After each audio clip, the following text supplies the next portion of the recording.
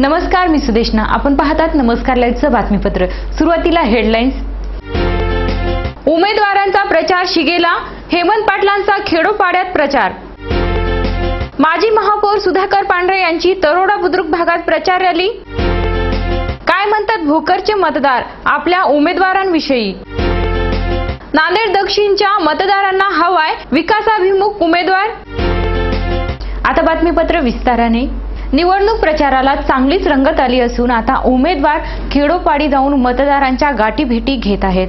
शिवसेनेचे नांदेड दक्षिणचे उमेदवार हेमंत पाटील यांनी नांदेड दक्षिणच्या ग्रामीण भागात जाऊन मतदारांच्या गाठीभेटी घेतल्या. नांदेड दक्षिणचे उमेदवार शिवसेनेचे जिल्हाप्रमुख हेमंत पाटील यांनी आपल्या प्रचाराचा वेग वाढविला असून दक्षिण नांदेड भागातील खेड्यापाड्यात मतदारांच्या गाठीभेटी घेणे सुरू केले आहे.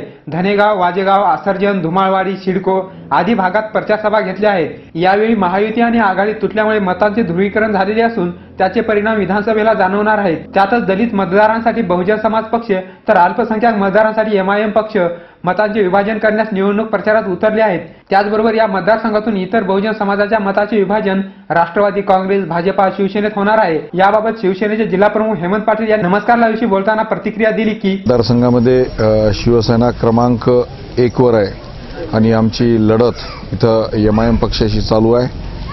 मोठ्या प्रमाणामध्ये मतांचं ध्रुवीकरण, जी मतं शिवसेनेच्या विचारांची आहे किंवा एक हिंदुत्ववादी पक्ष म्हणून शिवसेनेचं नाव आहे सर्वत्र, आणि या मतांमध्ये ध्रुवीकरण करण्याचं काम भाजपा, मनसे, काँग्रेस, राष्ट्रवादी हे सगळे करतायत. मागच्या विधानसभेला हेमंत पाटील यांचा काँग्रेसचे उमेदवार ओमप्रकाश पोकारणे यांनी पराभव केला होता. यावेळी मात्र परिस्थिती वेगळी असून मतांच्या विभाजनाचे गणित होणार आहे. त्यामुळे केवळ हेमंत पाटील किंवा आमदार पोकारणे हेच पर्याय नसून मतदारांसमोर अपक्षांनी मतफुटी करून इतर 5 बडे दावेदार देखील समोर मांडलेले आहेत. भाजपाचे नांदेडचे उत्तरचे उमेदवार माजी महापौर सुधाकर पांढरे यांनी देखील तरोडा बुद्रुक भागात प्रचार रॅली काढून मतदारांच्या भेटी घेऊन मतदान करण्याचे आवाहन केले. विधानसभा निवडणूक मतदानासाठी केवळ 5 दिवसाचा कालावधी शिल्लक राहिला असून अवघ्या 3 दिवसांना आचारसंहिता येऊन ठेपल्या आहेत. 13 तारखेनंतर सर्वच उमेदवारांच्या प्रचार तोफा थंडावणार आहेत. त्यामुळे सर्वच उमेदवार आणि दावेदार आता तहानभूक विसरून आणि रात्रंदिवस एक करून प्रचाराला लागले आहेत. नांदेड उत्तरचे भाजपाचे उमेदवार माजी महापौर सुधाकर पांढरे यांनी नांदेड शहराला लागून असलेल्या तरोडा बुद्रुक या भागात प्रचार रॅली काढून या भागातील वातावरण भाजपामय करण्याचा प्रयत्न केला. यावेळी त्यांच्यासोबत नांदेड उत्तरचे कार्यकर्ते होते.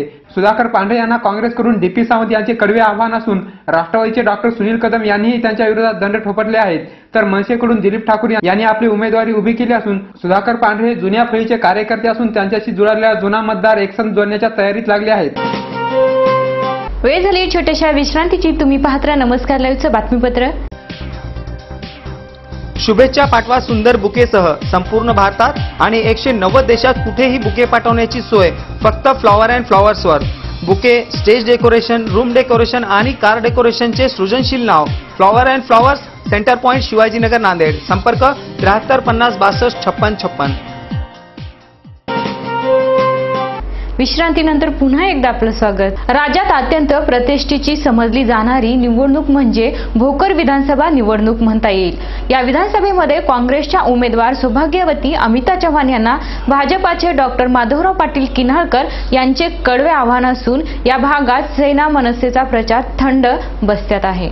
भोकर मतदारसंघात यावर्षी अनेक दावेदारांनी आपले उमेदवारी अर्ज दाखल केलेले असून काँग्रेसकडून माजी मुख्यमंत्री अशोकराव चव्हाण यांच्या पत्नी सौभाग्यवती अमिता चव्हाण यांची उमेदवारी आहे. तर राष्ट्रवादीकडून धर्मराज देशमुख यांनी आपली उमेदवारी दाखल केली आहे. त्याचबरोबर मनसेकडून माधव जाधव यांची उमेदवारी आहे. तर शिवसेनेकडून बबन बारसे यांनी आपला उमेदवारी अर्ज याच मतदारसंघातून दाखल केलेला आहे. राज्यात प्रतिष्ठेच्या समजल्या जाणाऱ्या अनेक मतदारसंघामध्ये भोकर मतदारसंघाचा समावेश होतो.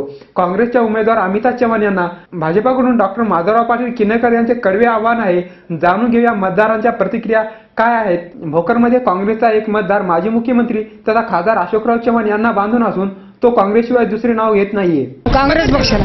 का बरं? शेतकऱ्याकरता चांगला आहे. अशोकराव चव्हाण येते काय काय कामं केलेली. त्याने आम्हाला नळ पाणी आणून दिले शेतामध्ये, पाईपलाईन केलं शेतामध्ये, सुधा प्रकल्प आहे त्याने आम्हाला आणून दिले शेतामध्ये, पाणी दिले आम्हाला शेतामध्ये. बाकी पक्षाने आम्हाला काहीच केलं नाही. आम्ही अशोकराव चव्हाणला मतदान करायचं आहे आम्हाला डायरेक्ट. काँग्रेसच्या कार्यकाळावर नाराज असलेला मतदार देखील याच मतदारसंघात असून डॉक्टर माधवराव पाटील किनळकर यांना मानणारा हा मतदार भाजपाची बाजू मांडताना दिसत आहे. भारतीय जनता पार्टी निवडून येईल. डॉक्टर माधवराव पाटील किनळकर हे सक्षम नेतृत्व आणि हुशार नेतृत्व आणि नॉन करप्टेड नेतृत्व हे निश्चितच आमच्यासाठी फायदेकारक ठरू शकते. या मतदारसंघाचे दुर्दैव असे की काँग्रेस विरोधी पक्षाच्या उमेदवारांच्या पक्षनिष्ठेवर नेहमीच प्रश्नचिन्ह उभे राहिलेले असून मनसेचे माधव जाधव आणि सेनेचे बबन बारसे यांच्या उदासीन प्रचाराबाबतही आता हेच प्रश्नचिन्ह उभे होत आहेत. त्यामुळे खरी लढत काँग्रेस आणि भाजपामध्ये होणार हे निश्चित. मतदानाआधीच आगामी आमदार कोण होईल याबाबत कुतूहल असताना मतदारांनी मात्र आपला आवडीचा उमेदवार कोण, त्याचे उमेदवाराबाबतचे मत काय, जाणून घेऊया नांदेड दक्षिणच्या उमेदवारांबाबत. नांदेड दक्षिणमध्ये भाजपाकडून काँग्रेसचे बंडखोर उमेदवार दिलीप कंदकुर्ते यांची उमेदवारी आहे, तर काँग्रेसकडून आमदार पोकर्णा यांची उमेदवारी आहे. दिलीप कंदकुर्ते यांनी काँग्रेसचा एक गट भाजपाकडे वळविला आहे, परंतु त्यातच स्थानिक भाजपाचा एक गट देखील दिलीप कंदकुर्ते यांच्यावर नाराज असल्याचे बोलले जाते. राष्ट्रवादीकडून पांडुरंग काकडे यांनी या मतदारसंघावर आपला दावा केला आहे आणि मतदारांच्या भेटीगाठी घेणे सुरू केले आहे. मनसेचे उमेदवार प्रकाश मारवार यांनी याच मतदारसंघातून आपली उमेदवारी दाखल केलेली आहे. काँग्रेसचे विद्यमान आमदार ओमप्रकाश पोकर्णा यांची उमेदवारी याच मतदारसंघातून असून जाणून घ्या मतदारांच्या प्रतिक्रिया आमदार ओमप्रकाश पोकर्णा यांच्याबद्दल. पंजालाच करणार आम्हाला त्याचीच करणार आम्हाला, आम्ही कुणाला देणार नाही. नांदेड दक्षिणमधून अनेक उमेदवारांनी शिवसेनेचे उमेदवार हेमंत पाटील यांना पसंती दिलेली आहे. शिवसेना को पसंद आहे. शिवसेनेला मतदान. हेमंत गावामध्ये आम्ही धनुष्यबाणाला करणार. धनुष्यबाणाला शिवसेनेला करणार आहे. हो शिवसेनेला करणार मतदान. काय करणार आहे तुम्ही?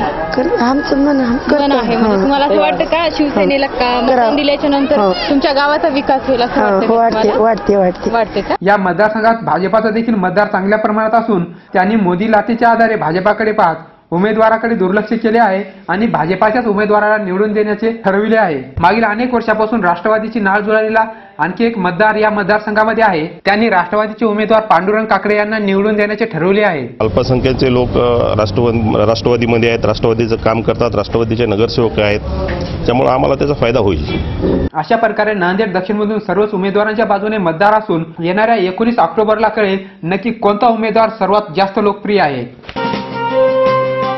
शेवटी पुन्हा हेडलाईन्स. उमेदवारांचा प्रचार शिगेला, हेमंत पाटलांचा खेडोपाड्यात प्रचार.